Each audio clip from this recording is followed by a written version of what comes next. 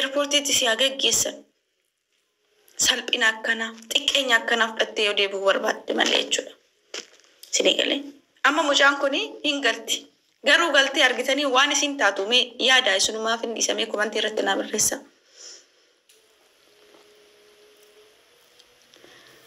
Wanni akkana ijoollee shamarranii irraa haa dhaabbatu.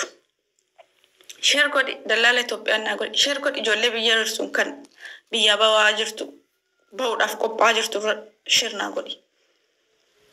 Hundi keessanuu kan seef godhadhaa sammuu keessanitti.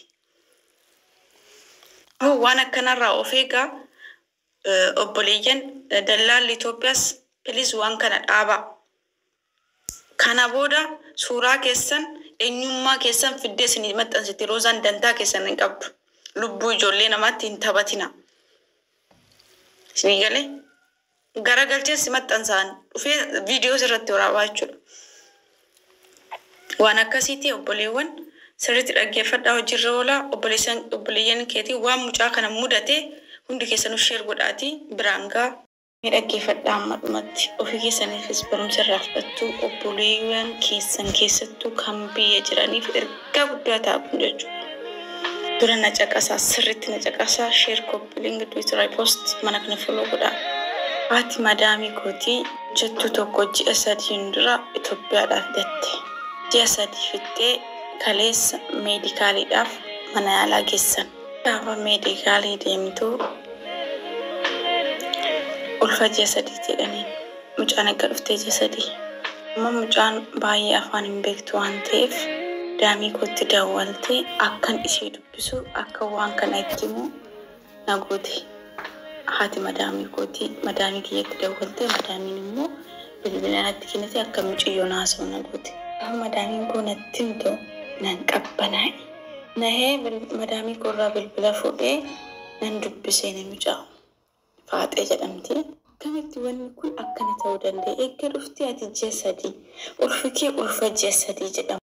Ashamaa harka fuunii hordoftoota koo nagaan lafa jirtanitti isiniif haa ta'u akkam jirtu nagaa keessanii annagaadha rabbiin galandaa ta'u jecha waaqayyo salphina akkanaa nama baasu egaa obboloota koo hara kan dhuftanii noora abba ganagaan dhuftanii hanaa dhufu isiniin jedheera subscribe gochuu hin dagatinaa akkasuma immoo viidiyoo kanaa like share gochuu hin dagatinaa tarii nama fayyaduutii danda'a waan ta'eef isiniin jedha waan gootaniif immoo guddaa galatoomaa isiniin jecha warri yeroo hundumayyuu na bukkee dhaabattanii na jajjabeessitanii guddaa galatoomaa isiniin jedha galanni keessanii milkaa'uu isiniif haa ta'u isiniin jedha.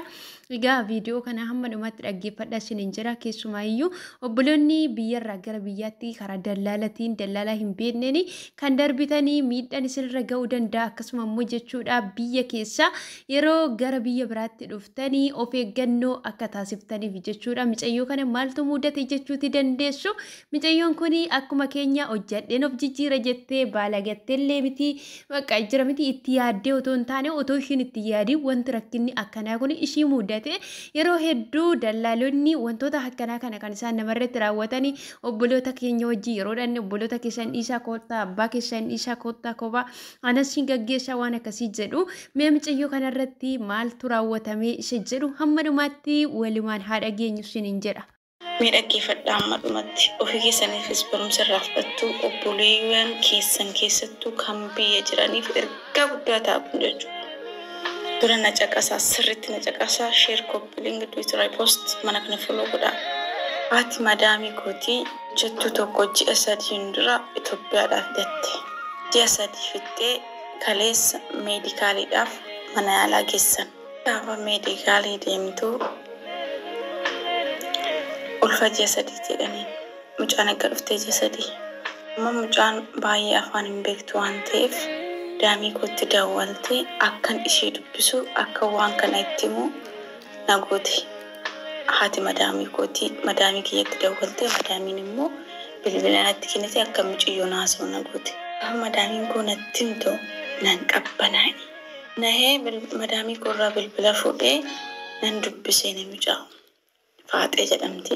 Kamitti wanni kun akkana ta'uu danda'e? Eegga dhuftee ati ji'a 3 ulfi kee ulfa ji'a 3 jedhamaa jira.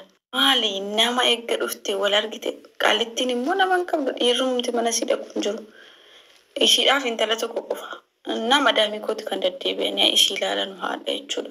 Namni dhiirri mana sana jiru mucaan tokko immoo mucaa asiitii mucaa waggaa 6 waggaa 7 qofa.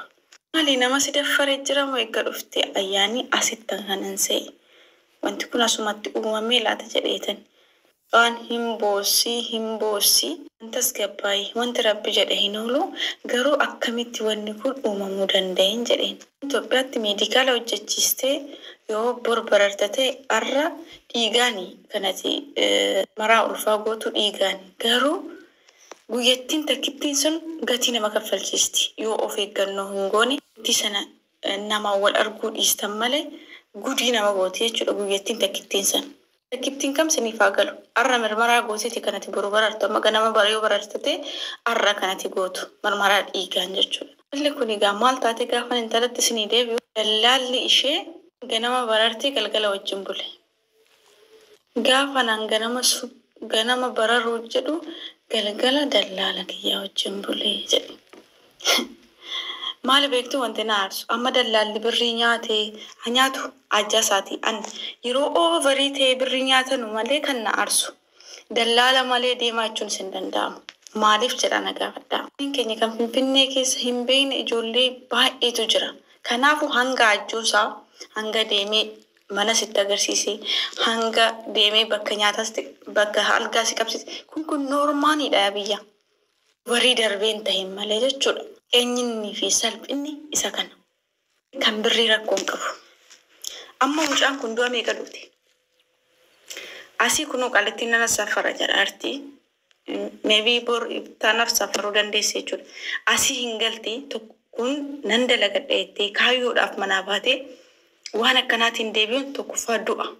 Dallaalonni Itoophiyaa waan kana hojjetan hunda keessanii miti hin jirtanii kan haqarratti hundooftanii hojjetan birrii argachuu qofa kan aartanii jirtanii garuu akkuma sana ta'e gadheen tokko ni jirtan.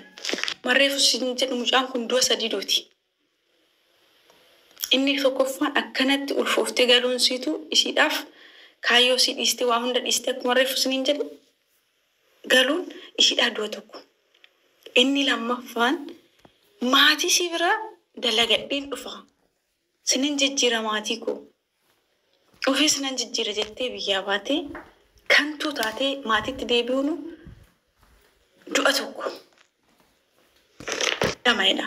Sadaffaan mucaa kana nan baasisettee si hojii 3 hojjette kana fudhattee Finfinnee keessa osoo walii gala jettu lubbuun sillee darbuu ni danda'a waan kana nan baasisiisaatu waan falna itti godhetu lubbuun sillee bahuu ni danda'a. Qarshii sillee ni fixxee jechuudha. Argitanii ajamaa. Dhiphina akkanaatu jira. Obboleeyyan kiyya. Warri biyya jirtanus warri ganaa galtanii biyya biraa deemuu yaaddanus kursi kun baay'ee isin fayyada. Gaafa sochootu aalii keetii obboleessa yookaan obboleettii badhuutii deemi dallaalan namaniin. Hin amaniin dallaala. Maal keetinni?